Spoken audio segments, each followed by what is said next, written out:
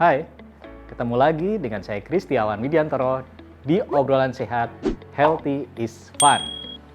Kalian sering nggak sih kehilangan konsentrasi? Ya misalnya lagi belajar, sibuk-sibuk belajar tapi nggak masuk-masuk pelajaran. Atau misalnya lagi rapat, ya tiba-tiba ngantuk, lagi dengerin ceramah, ngantuk, ketiduran. Atau mungkin lagi bekerja cari-cari ide, ternyata ide tuh nggak muncul-muncul. Nah itu artinya kalian kurang konsentrasi. Oleh karena itu simak terus pembahasan kita sampai akhir ya. Jangan kemana-mana dulu. Jangan lupa like dan subscribe.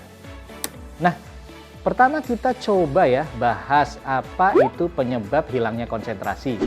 Yang pertama adalah kehilangan konsentrasi kita karena biasanya kita merasa jenuh dengan satu hal yang kita lakukan secara rutin sehingga kita merasa bosan, akibatnya kita malas untuk memikirkan hal tersebut.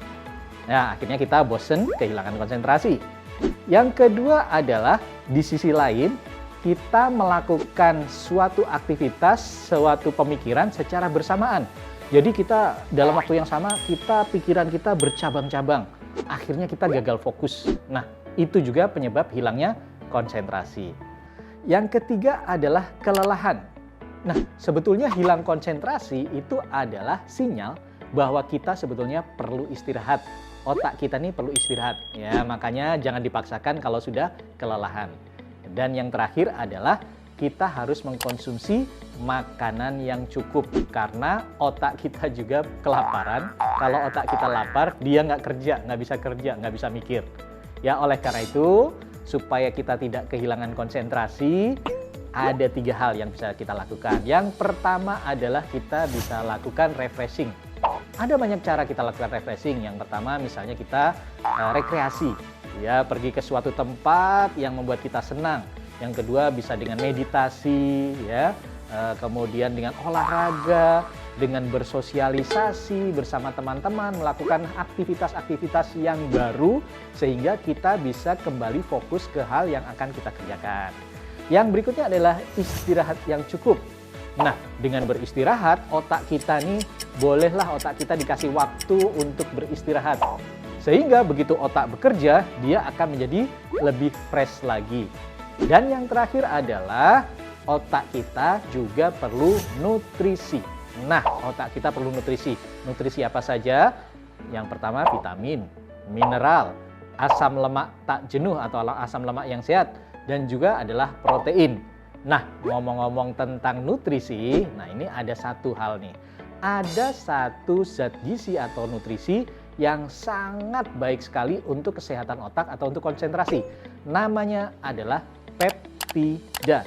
Nah, apa itu peptida? Peptida adalah sebuah zat gizi, yaitu adalah protein yang diuraikan lebih sederhana, dan langsung diserap oleh tubuh kita. Dan ketika diserap oleh tubuh kita akan digunakan untuk membentuk sel-sel otak. Di mana peptida itu? Ya tentu saja kalian harus banyak mengkonsumsi makanan kaya protein seperti daging, ikan, telur, susu, kacang-kacangan dan sebagainya. Tapi kalau nggak mau ribet, misalnya karena nggak mau kolesterol naik, nggak mau asam urat naik, konsumsi saja peptida yang praktis, yaitu dari produk ini nih, soy pep. Nah, apa itu soy pep? Soy pep adalah ekstrak kedelai.